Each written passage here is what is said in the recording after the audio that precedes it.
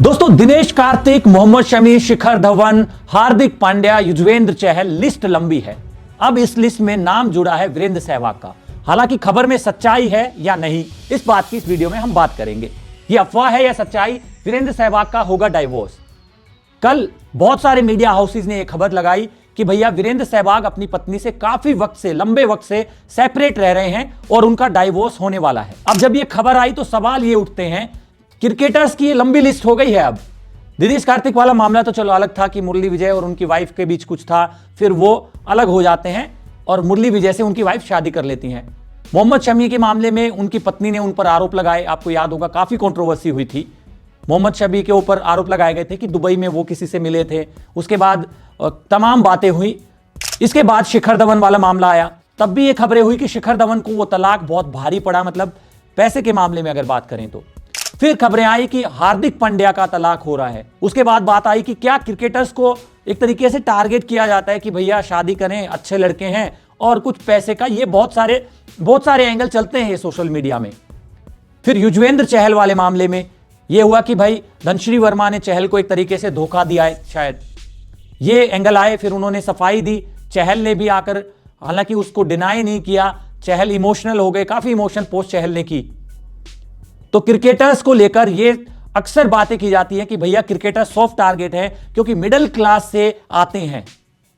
बहुत सारे क्रिकेटर ऐसे हैं जो अगर उनका बेस देखेंगे, कोई गांव देहात से है, बाद में वो क्रिकेटर बना, फिर अच्छा पैसा आया तो जल्दी ग्लैमरस लाइफ को देखकर जल्दबाजी में क्या शादी होती है। अब मोहम्मद शमी के मामले में वो मॉडल थी उनकी वाइफ। कई लोग तो यहां तक लिखने लग गए थे, मतलब बेशर्मी की हद यहां तक होती है कि भाई चहल चमड़ी पर फिदा हो गए और वो दमड़ी पर फिदा हो गई।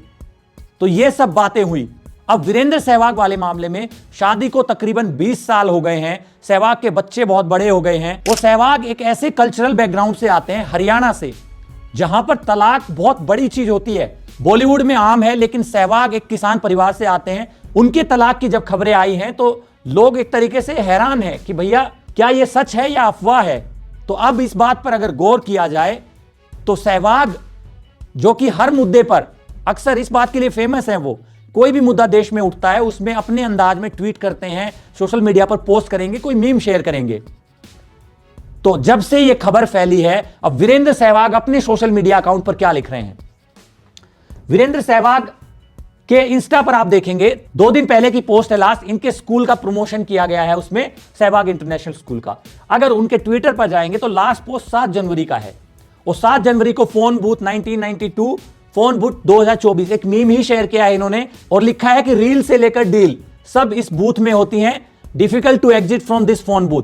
आज क्या होता है, आज लोग मोबाइल लेकर बाथरूम में घुसते हैं और घंटों नहीं निकलते हैं, तो उस पर मीम बनाया गया है। तो जो वीरेंद्र सहवाग इस बात के लिए जाने जाते हैं कि वो हर मुद्दे में कुछ ना कुछ कहते हैं, अपना फ्लेवर डालते हैं उसमें।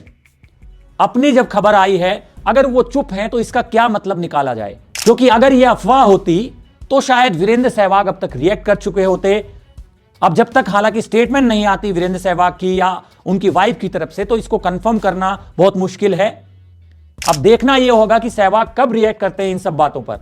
अब कुछ खबरें तो मैंने ऐसी भी देखी हैं कि भैया वीरेंद्र सहवाग की नेटवर्थ क्या है, क्या क्या गाड़ियां हैं उनके पास, तो फटाक से ये एंगल भी शुरू हो जाता है। अब तलाक होगा तो कितना पैसा वाइफ को देना पड़ेगा, ये सारी खबरें सोशल मीडिया पर चलने लगी हैं।